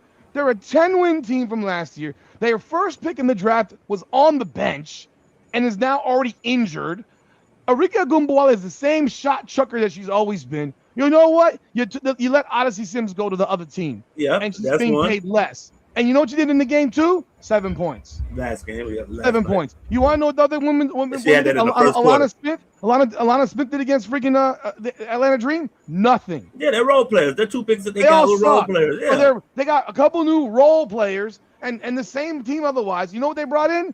A coach from Dade fucking County. Yeah. That's the difference. Jose Fernandez, who coached Lourdes. You like Jose, though. Of course I like Jose. He's from fucking Dade County. He coached at Lourdes when my sister was in high school there. They were kick ass, bro. Imagine winning games with a bunch of Cuban white girls. But 80% of your wins but in Dallas Dade County 6A football. Dallas should be better this well. It depends. I guess it's better. Better, fine. Yeah, sure. They should be better. Yes, I mean, should. They might only be better when AZ Fudd is actually playing, because that's the only time that Paige seems to play like primetime Kawhi Leonard from the fucking mid-range. You said, and was sitting here say they're a much better team this year. And then the next day, bro, did you see? I actually watched the game yesterday with Dallas and Atlanta. Yeah, it was 77-67 with 30 fucking seconds. Yeah, it was over. The game was over, and she had a garbage ass 3 when the game was already over. Mm-hmm. Do not tell me. I watched it. I was watching. I did a damn video on it because I actually watched it. It was a road game, but the game was back and forth for the most part. Or low scoring ass game, and it was 77-67 with until 34 seconds to go in the game. But you think Atlanta? Do you think Atlanta's a solid team this year? They're a contender. Yeah, absolutely, they're a contender. No doubt about it.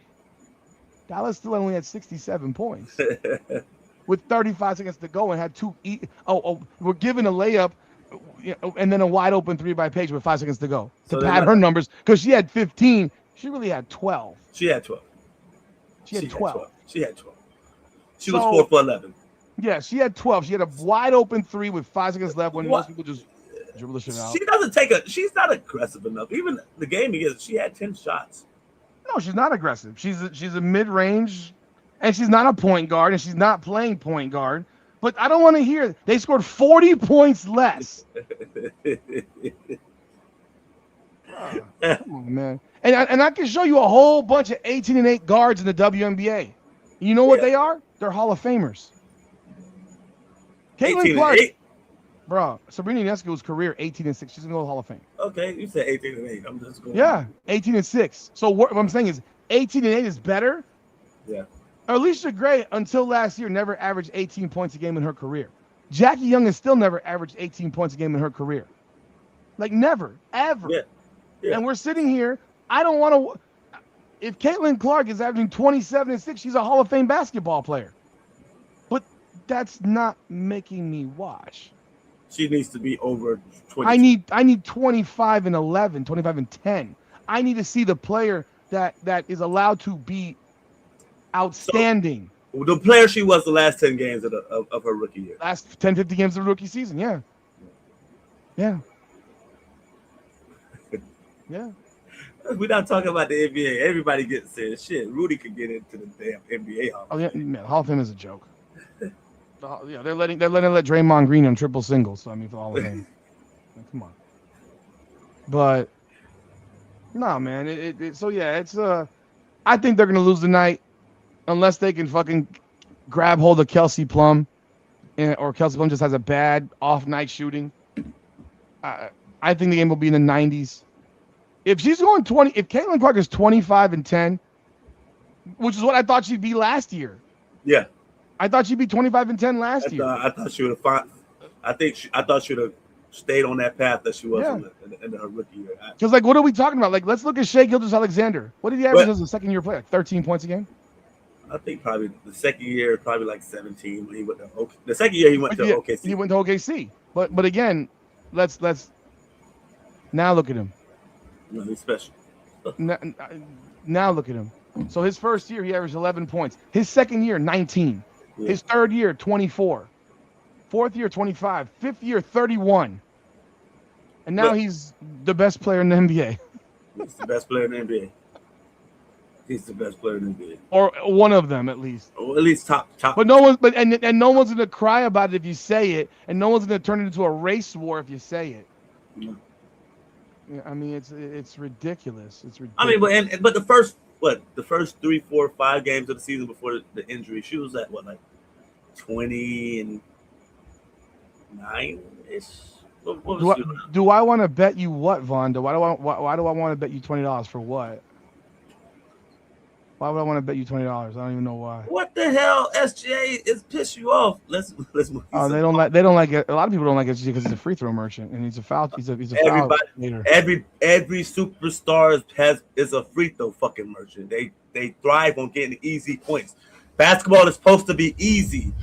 That's what makes special players special. You foul them because they're so fucking good and they have to go to the line. Y'all like. What do you want them not to call a foul if they get fouled? They earned it because they're better than you. That's what happened. I'm not gonna bet you if they win or lose. I'm not doing that crap. I never understood this free throw merchant thing. Like most star players go to the fucking line and they get easy points. That's eight to 10 free throws a game for most star players. If you look around the league forever, Jordan, Dwayne Wade, LeBron, for the most part of his career, like these people got fouled. Kobe, like, because guess what? You can't guard them. They're good. They can't guard SGA. He's Canadian. He's a flopper. Canadian. He's a flopper. Yeah, he might flop every now and then. I mean, everybody has their things with referees. Jordan used to go to the referee and cry to him every fucking play. Because he's a flopper. He rings his nails, uses a purse. Hey, I wear a purse too, man. Stop. Yeah, it. Rudy wears a purse. I got a sling also, man. I have an LV sling, man. And Rudy calls me that. But Shay probably actually wears a real purse, like a feminine woman purse. You do too. No, I don't. I wear a sling. It's a backpack, basically. He wears a purse. I know Jared McCain wears a purse. Their whole team is kind of. Their whole team is gay. Kind of. Hey, They're all gay. They're all gay. Hey. They're all gay. Chet's gay. Shay's gay. Jared McCain's gay. They're all gay. But they play good basketball. They love each other. I cannot wait for that series against the Spurs. They love each other. I'm sure they were very frequent flyers at the Diddy oil parties. Yeah, the continuity. If they go do it together, that's what team bonding is about. That's why they brought back Lexi Hall and Sophie for continuity. Oh, God. For $800,000 when you could have had Odyssey Sim for fucking $275K. I have a sling. It's a sling bag. It's a backpack. It's not a satchel. Rudy has a purse, man. I told him about it. He always calls me gay, but I'm like, Rudy, wear a purse. Yeah, because you have earrings, man. Who the fuck man wears earrings, bro? What man wears a purse? Okay, you've been having earrings since you were like about just out of high school, like that whole shit. Like I don't even understand that crap, man. Imagine you throw some earrings on you, Rudy. It'd be cute. I would never in my life fucking put on no damn earrings. My dad would kill me from his grave. Gay ass shit. Get the fuck out of here. Nose rings, earrings. Probably have nipple rings too, Nick. I don't even know. You didn't deny it. So do you have nipple rings too, Nick? I do not have nipple rings. Okay, I don't even have tattoos. That's a shocker. Oh, because I'm black? You trying to say everybody got tattoos now. I got tattoos. You got earrings, but you don't have tattoos. Yeah. Here's the thing. Tattoos on dark-skinned black dudes make no sense. You can't see them motherfuckers anyhow. There's some good tattoo artists that know how to make it pop out. You have to find the right color. That's why I never thought about getting it. Like, why the fuck would I get a tattoo? You can't even see it. But there's some dark people that make it pop, Rudy. I just gotta, especially I got muscles too, so like tattoos and muscles. No earrings for men. God dang, why can't? No, men don't wear earrings, bro. Bro, when I was in Rudy, school, that was the 60s and 70s. That was from the 60s. I went to school during the New Kids on the Block. All right, and you don't even know who they are, probably. That was in the 80s. New Kids on the Block. New Kids on the Block. Everybody thought everyone thought. Oh hell, not thought. They all knew they were all gay dudes. Most of those dudes are gay, and they all had earrings. And I remember, and all the girls would love them, right? But they were all gay. And the dude, I had a classmate who decided while he was in, I think, 8th grade or 9th grade, he decided he was going to give himself an earring. No, he didn't go to the store. He got a needle in his house and just jabbed himself with a fucking a nail through his ear and had a massive infection in his damn ear. His damn pussed the hell up. But he had earrings after that. And it was just like, fuck's wrong with you, bro? Like, I don't even understand this. And we looked at him like, bro, you gay as hell, dude. Like, that's just not cool. Times has changed, Rudy. Bro, and then they got, and then next thing you know, became two, and then they had earrings on both ears. Like, yeah, because so you're your father's favorite daughter. I mean, what can I say? I mean, because they said if you had it in one ear, it was considered gay. If it wasn't in your left ear. No, it had to be in your left ear. Now it's in both ears. Now you're just girls. I mean, shit. Because who wanted to just have one? They're like, I don't know. So what if somebody see me from the other side and they looking at this side? Now they don't see the earring that accentuates my look. What do you need an earring for? Rudy, why you need a purse? I to carry a gun. Okay, I need an earring to make me look better. Make you look better. Oh my. But yes, I think they're gonna lose tonight.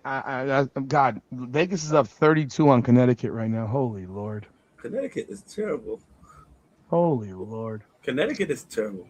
Pistons are up 2 on the Cavaliers in the third. Okay, I gotta go watch that one. Yeah. But have you watched any of the Washington Mystics, man? Because I do have the Washington Mystics channel being linked in on this one too. So there are Mystics fans in the building. I do want to chop it up. By the way, after the game, I'm telling you right now, the game's at 10:30.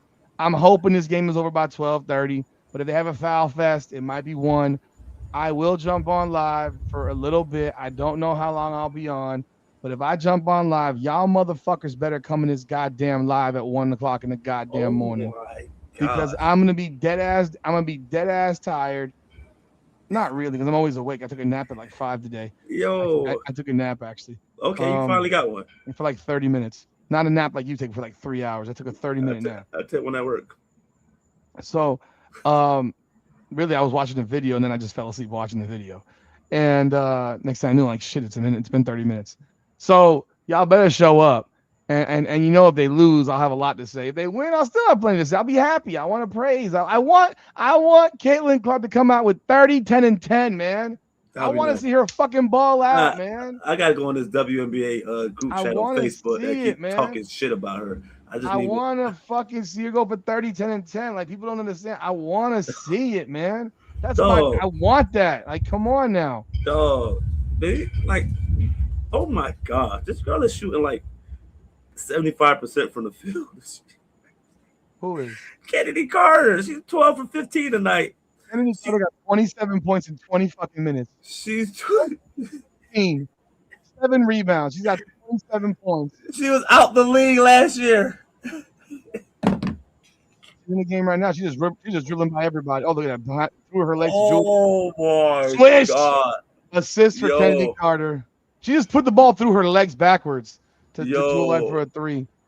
She coming off the bench in 20 minutes a night and giving them 20 points. 27 points. So don't tell me Caitlin Clark can't score 22 points. While the point guard is up there giving you 5 Why would I bet against him? I want to win. That's just dumb. That's dumb, right? Vonda, respectfully, that's But you said they're gonna lose. You might, if you think they're gonna lose. Why would I bet? I don't want them to lose. Why would I bet? You don't want them to lose, but you think they're gonna lose. So bet the money, Rudy. I think then you don't think they're gonna lose. I don't bet against the Heat in individual games. I bet them on the season. But that means you don't think they're gonna lose, Rudy. No, what are you talking about, bro? Because if you think they're gonna lose, that's easy money. Make the bet. Why would I? No, I'm not. That's ridiculous. It's ridiculous. Tampons on aisle 5, Rudy. Tampons on what? Tampons on aisle 5, man. I'm not betting against team I want to win. That's the dumbest shit I ever heard in my fucking life. People bet on teams. I'm not a degenerate gambler. I don't bet against my team in an individual game. That's the dumbest shit ever. You throw bets at me all the fucking time. I throw bets at you, and you turn them down. You believe so much in LeBron James that you did not bet on him to win the damn Houston Rockets series. And you the one, and you lost, and you didn't win because you were afraid. Petrified. Because you didn't believe in him. No, I didn't believe in the team. Then I offered you a bet for the sweep, and you still said no because you knew they'd get swept. I told you that. No, I said they'll get one game. My bad. I'm telling people on bets that I want them to win, though. I'm not. But you said they're gonna lose, so take the bet, Rudy. I'm not betting. I want them to win. I don't. You mean I made a bet with a dude about Aaliyah Boston making 44 threes? You don't want her to? You don't want her to hit? No, I don't. You want to know why? Because that means she's not shooting twos. Because if she's taking threes a game, because she'll be 44 for 200 from 3. She'll be a 20% 3-point shooter. What you talking about? So that's 4 a game. You want Aaliyah Boston shooting 4 threes? No, that's 5. Almost 5 threes a game? Bruh, if she shoots 5 threes a game, the Fever won't win 20 games. She's taking 13 shots, 5 from 3s, 8 from. Dude, are you kidding? If she's taking 5 threes a game, oh my Lord. All right, 4 threes a game. She's 1 for 4. They're losing. I mean, she's 25% 3-point shooter. That's what you want? You want Bam out there? She is Bam. Yeah, that's what you want. You want Bam out. You want Bam out there. Well, Stephanie White wants her to be Bam. I know she wants. She wants Mark Eaton to be the connector too for Karl Malone and fucking John Stockton. I mean, if she can hit that shot, it does. It gives you a little bit. So let me jump. Let's jump in on this thing right here. The Washington Mystics coming off their first week. They're 1-1. Mm-hmm. Lauren Betts coming off the bench. Rory Harmon's finishing games for the Washington Mystics. People in Mystics Land are arguing with me about the Rory Harmon, Georgia and more thing, and I give commentary on this shit.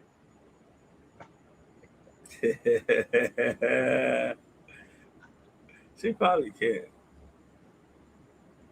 So I've given commentary on these videos that I've done, and I mean there are sensitive ass fucking Mystics fans too. I mean, my God, you cannot critique anything. You can't say anything. This is how I roll. If you don't like it, I don't know what to tell you. So when a guy says something and I hear it, think it's a contradictory statement. When you tell me that Georgia Moore is getting minutes restrictions because she had a torn ACL, why would you give minutes restrictions to a torn ACL? She's been back. It's been 12 months. It's not a muscle strain. It's a torn ACL. She's perfectly fine. So, and then you have Rory Harmon finishing the last 2 games. Does that not create some level of almost psyching yourself out if you're the starter and you're on the bench the last 8 minutes of the game because there are minutes restrictions over your knee? And does it turn into maybe it's not really my knee? Maybe it's they just know that Rory Harmon's better than me. Yeah, it might be a little bit of both, Rudy. It might be a little bit of both because she's playing. I mean, she's playing good basketball. She's a rookie. She's coming out there. I haven't seen much of them. I'm gonna be honest. I seen like playing good basketball. I seen like a quarter or 2 quarters of them. Moore's a better shooter than Harmon, and I think they should be bringing her off the bench right now because they have no bench part in terms of points and someone that can shoot the rock because Cody McMahon's hurt and Onyenweri's hurt and all that shit. So, yeah, I do have slight concerns there with them. So, but I like what they look like so far. I mean, they're a young ass team. At one point, they had 4 rookies and a second-year player on the court. 4 rookies and a second-year player. I think they're going to be a good team. They fought with the Liberty. I thought that was 2 terrible calls at the end of that game. And then the wonderful media did not ask the coach one question about the last 2 calls in the last 30 seconds. Like, what do you guys? Do these people not ask questions? Our fam is overseas still. That's crazy. Yo, check your phone real quick. Me? Yeah.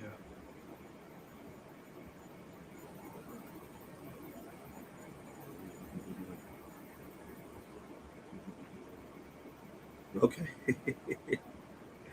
All right. I'll be right back, folks. All right.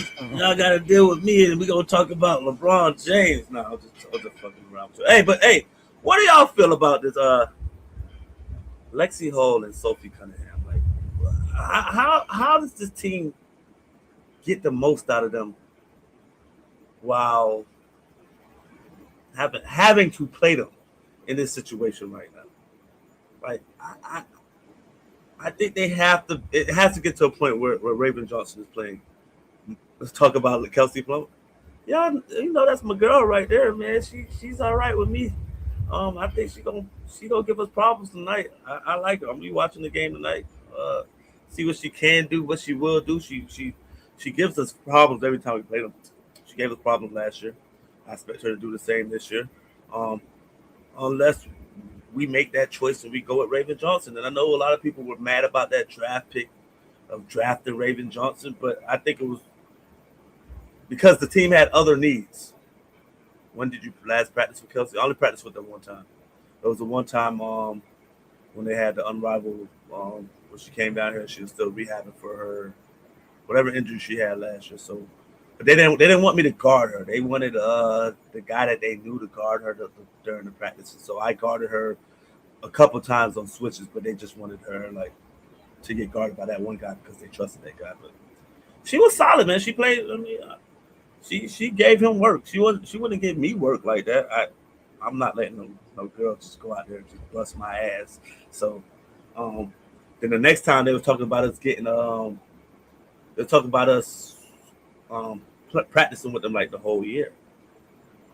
With the unrivaled and with when the rest of them came in town. But right when we came to the second practice, we were signing papers and getting everything ready, and they were like, yeah, for legal purposes, this and that. Not we can't allow y'all to practice with them. I was really interested in to really see how their games are, because we talk so much shit about them, but when you actually see the person play in person, you get a different perspective of their game.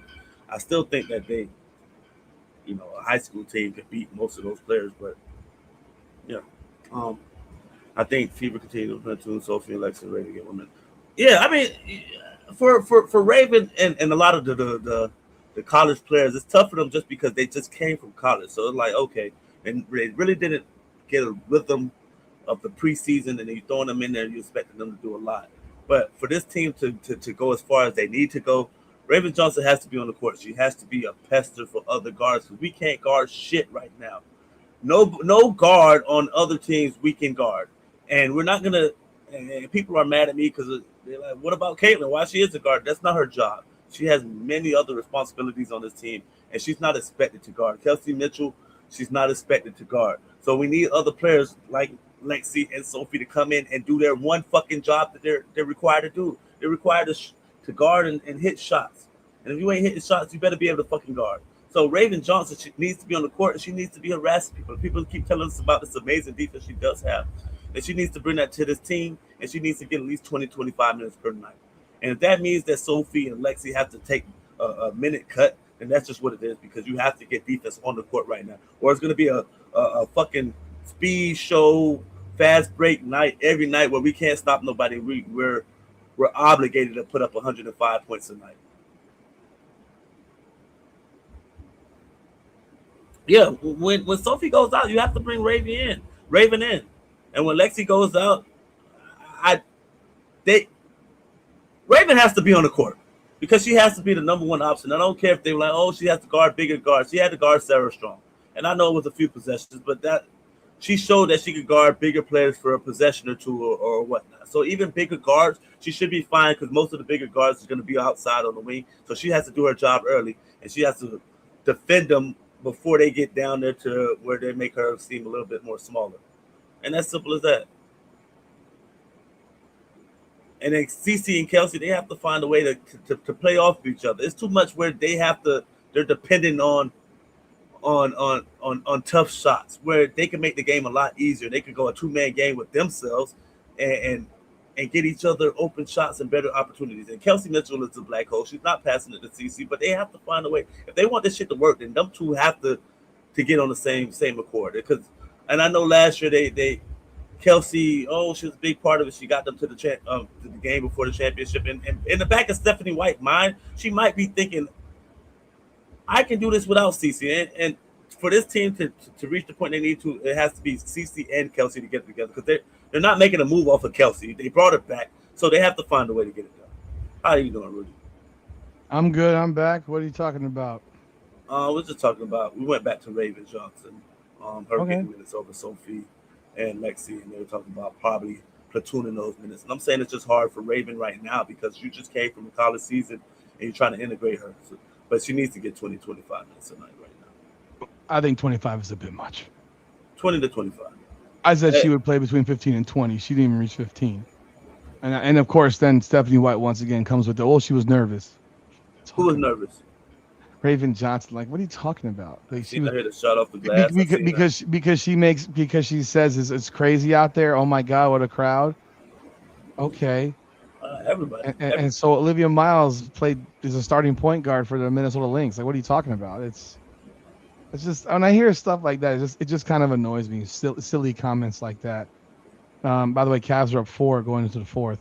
Those comments don't make any sense to me. I do think Raven Johnson right now, as they're situated, probably should start, because over Sophie. Yeah, because they don't have anyone that can guard an electric guard, and they're not. And this woman refuses to play zone. She refuses to go into a zone. So it's like, if you're not going to go into a zone, then play her to guard the point guard, and have Caitlin Clark guard the 3, who's more of a slower, more. And it all depends on matchups now, because it's a matchup situation. So for example, tonight they're playing Ray Burrell. Ray Burrell sucks. Ray Burrell doesn't score any points. So Caitlin Clark, Sure, good to look at. She looks great, but Caitlin Clark could just go wave her off and go shoot the ball. Like Yeah. she can literally do that because Ray Burrell's not offensively gifted. So you can actually get away with it again. Now against a different team. Now if you're playing Dallas. No, not even Dallas. Because they would have 3 guards out there. Because I would have her guard Paige. Paige is not fast. I would have her guarding Paige. Paige is not fast. Yeah, I think Odyssey Sims and Enrique Gumboale are terrible matches for her because they're quick guards. Yeah. Paige isn't some quick guard. I'll give you one She's here. more technical. Atlanta would be a bad idea. Why? Because Ryan Howard would absolutely murder her. Like individually on a one-on-one matchup, she'd murder her. She's too big. See, that might be the one day where Ryan Howard can shoot a lot of threes. That might be the one day where the coach says, "Look, stop shooting them goddamn threes and get in the goddamn post." But that won't happen. But I mean, that would be the one that those types of matchups where it's a much bigger player would be the larger concern.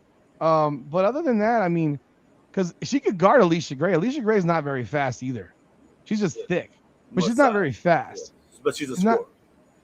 But she's not very fast, so it's like she's not gonna blow by you and stuff like that. So I look at it from a matchup perspective. That's really, what the way I see it is it's really figuring out who Caitlin guards and who Kelsey guards, because Kelsey can't guard anybody either. Like she's just as bad. She can't guard anybody either. That's the problem. Like these are two players that don't defend, and people don't like it, but they just don't defend, and. Yeah, that's an issue, and it's not to be mean, and no one's being mean about it. It's just they just don't really defend, and yeah. I mean, Sophie would be pissed if they started raving. I mean, shit, that's the business. Fuck Sophie. I don't give a fuck about Sophie's fucking fuck your feelings, Sophie. I don't care about your damn feelings. Like who cares about your feelings, Sophie? Who cares about your feelings? You care about her feelings? I don't care about her feelings. About winning. About winning the damn game, and because sure as shit, when you had a chance to shoot the damn basketball, you dropped the damn ball. What is rising up over a player gotta do anything, Vonda? She can rise up over someone. Who cares? And I didn't say Raven to guard Paige, but it's not like she can't guard her. She's not 6'3". She's 5'11", 6 foot tall. I mean, and Raven has great hands, and her hands are quick, and she gets people on the way up, and she gets up under them. She's stronger left. She's strong. She's physically strong. She's a thick ass girl. I mean, she's 5'9", but she got to be weighing probably 160. She got to be probably pushing 160. I don't know what you think, but and like we said, she did all those short stints. She did guard Sarah Strong for a little bit. I'm not saying it was a short stint. I'm just saying that she can, match up. I'm not expecting her to guard somebody like that the whole game, but she showed that she can guard bigger players. Okay. For a little time, Rudy. For a possession, for a possession. 2 possessions, 3 possessions. Whatever. You're out of your damn mind now. I'm just saying for a couple possessions, but I'm not saying that I'm expecting her to guard somebody like that all the time. I'm just saying, but if she can guard somebody like that, I'm expecting her to be able to guard a 6 foot Paige back. Oh, she can guard Paige. I am not worried about her guarding Paige. So when people are saying they shouldn't put her in the lineup, like she's not guarding fucking 6'4" players at the fucking 2. It's not the NBA. Like most 2 guards are 5'11", 6 feet for the most part. Let me hit on the Mystics again before we jump off here, because it's 10:15. I gotta get off here in a few minutes. Looking at them, I'm loving what I'm seeing from Kiki Irifin. Kiki Irifin looks fantastic right now. I mean, the girl, she really is figuring out how to deal with rebounds and placement and finishing around the rim. I would love to see them go big. Shakira Austin is very, very predictable in her offensive skills. She always does a spin move. It's like, are you guys not watching? She's going to do the spin move every single time. And she pretty much does it every single time. So I would like to see them go big and play huge, because Sonia Citron is really their only shooter. Omar is a decent at best shooter. The rest of the players in their team are not really shooters. They can't make a bunch. They can't make threes. So what's your spacing like if you go with 3 bigs? You put in Kiki Irfin on the outside, because she says she's working on her 3 game. Now, again, you can run high low action. You dominate around the basket. Shakira Austin can go outside too. This whole thing where I'm gonna just play a bunch of I can only play 2 at a time is silly. I don't agree with that. But you're also defending other smaller players running around. screens, on fast breaks, things of that nature. So that's also the part you got to think about. I'm not worried about that. Kiki Irving can defend. Both those players can move.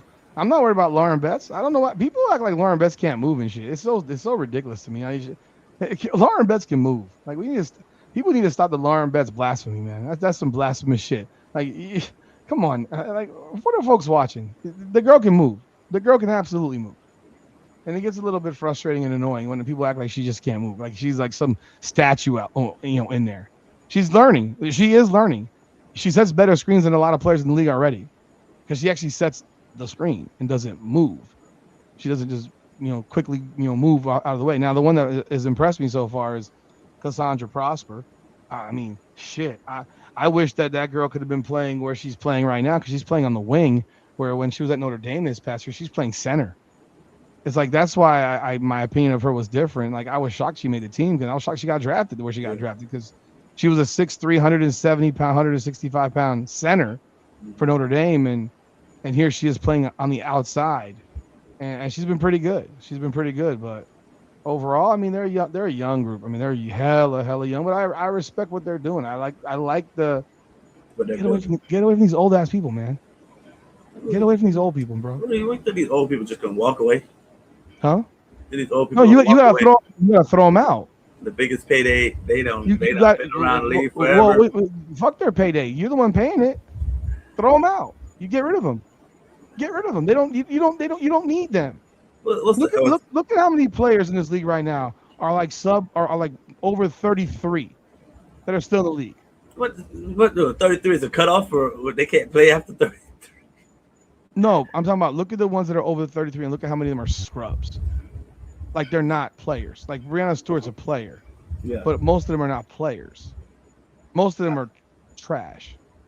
Alicia Clark. She's playing for the Dallas Wings.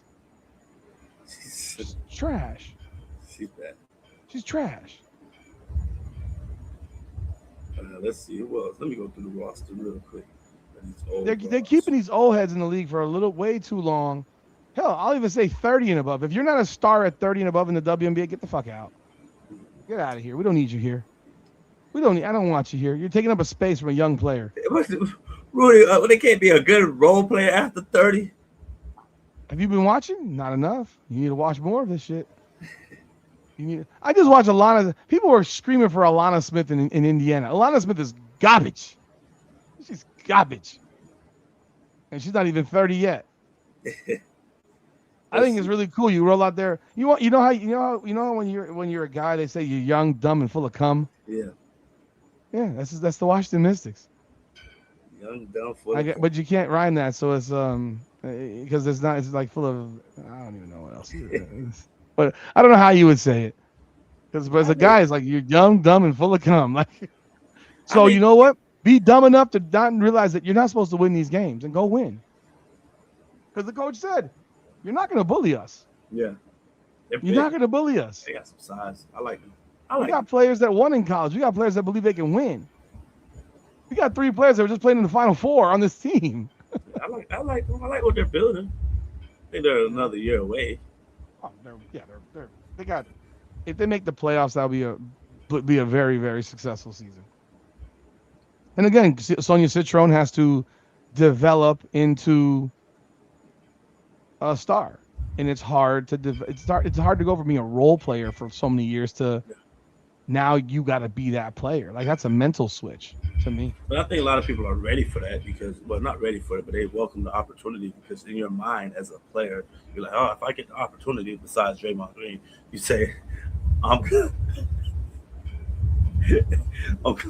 gonna relish in this moment. I'm gonna get some shots up and I'm gonna prove to be the person that I always believe I could be. So she get the chance. He wasn't that guy. I don't know why he thinks he's that guy. In the back of his mind, he forgot that Steph Curry was out, Clay was out. He could have done anything he wanted to do on the court at that moment. But he chose to get thrown out most games and average 6.6 rebounds and 4 assists that year that Steph Curry didn't play. He took the year off also. Yeah, because he knew he couldn't do it. Yeah, like Rudy, you know how much times oh shit, bro, you remember in high school when I played in that summer league when I played for you also Mm-hmm. in the Mm-hmm. summer. So you were so But excited. I'm gonna get the ball. but when we played down here in Miami and Peacock and Boozer was gone, we Carl Lawton, I was averaging 20 points. oh I was getting that shit up because the moment was there. It was like, who else? Who's gonna tell me no? Lawton can't tell me no. Who else is gonna score the ball right now? I can get it up as much as I want to. So most players like, yeah, I can't wait for that moment. I get to show y'all what I really could be. uh-huh. So let's see what she can do. Damn, Kennedy Carter's good. What? Yeah, she had a killer game, bro. She's having a killer start to the season. They could have had her coming off the damn bench She's down here in Indiana. 70% from the field. Yes, sir. But anyhow, folks, that's gonna wrap this thing up. It is now 10:21. I know Ben's already opened up the venue. Appreciate everyone jumping on board tonight. If you haven't done so yet, do hit the like button, subscribe to both the channels. I do appreciate that. And hell, if you want to drop a super chat before you go, feel free. I appreciate that too. We definitely appreciate that. I will be back. I don't think Nick will be back because he has a bedtime. I will be back I have it set for 12:30. If the game is over at 12:30, I'll be here at 12:30. If it's over at 1, it'll be whenever the game is over. I'll be on here as soon as the game is over. So jump on board back for the immediate live post-game reaction. Hopefully we celebrate a win, but I don't have a good feeling about it. But hey, let me be wrong. I'm happy to be wrong. I'm prepare myself for the worst and hope for the best. Bet on it, Rudy. I'm not betting on shit. Not betting on shit. Not betting on shit. So that's all you got. Anything final, Nick? Did you got anything left to say? LeBron James, greatest player of all time. Hey, before we go off, think about it. LeBron James' third hardest championship. That team was better than any team that Michael Jordan beat in the finals. So OKC was better. Name a better team that Jordan beat. I'm not gonna go back and forth with you on this crap. That OKC team, what I just call it, young, dumb, and full of cum. Name a team that Jordan beat. That was The Seattle Supersonics, the Utah Jazz, both of them, all of them. The Phoenix Suns, they were all better than that Oklahoma City team. Give me a fucking. No, they were. The only team that OKC might have been better than is the Lakers, the first. Kevin one. Durant was the better. The Portland Trailblazers. They were all better than them. Kevin Durant was better than every player that you name on the top I don't give a damn what he. I don't give a damn. He was a fucking young. He was young, dumb, and full of cum. And Russell Westbrook was better than the second player. Young, dumb, and full. It doesn't matter. Young, dumb, and full of cum. And James Harden was better than the third player. Young, and he was really young, dumb, and full of cum. He's still dumb and full of cum. Serge Ibaka. Great, and they got beat 4-1, and you act like LeBron played by himself. I'm just saying. His third hardest championship. Okay. If you say so, I disagree. I disagree. What was his first hardest championship? The Warriors. Which? Oh, the one where they were missing half their team. When they're missing half their team. 3-1, the best team in NBA. Yeah, history. the same one that was complete horseshit. And then the second one was the Spurs. You could flip flop those teams. The Spurs were better. Spurs were better. Spurs was great. Spurs were better. Younger Spurs were better. He didn't beat the Kevin Durant Warriors. He beat the. No, he beat the. He beat the ones that had 3 missing players and an injured Steph Curry Warriors. They won 73 games that year, and they were up. Don't give a shit. And if you won 73 games with 5 dudes and 3 of them ain't playing, it ain't the same fucking team, and you know it. You can stop the LeBron Glaze session. It's enough already, because you goddamn well know it. If you had gone 31-0 and then got to the state championship, 3 of your 5 starters were playing and you lost, you're like, yeah, you didn't beat us. You beat somebody else, but you didn't beat the guys that were on this team. Get out of here, man. Stop it. I think I could do it. That's it. The toughest one was the Spurs. By far. I watched that shit. So we were a 66-win team that was that fucking close to going home in Game 6. So, by far. You could disagree if you want to now, but you goddamn well know that's not accurate. I think the Golden State. I think the freaking OKC series was probably the easiest championship he's had. Over the Heat? Yeah. No, the Heat It was the the easiest Heat. one. It was the easiest one. The Heat- Look the Heat- at the results.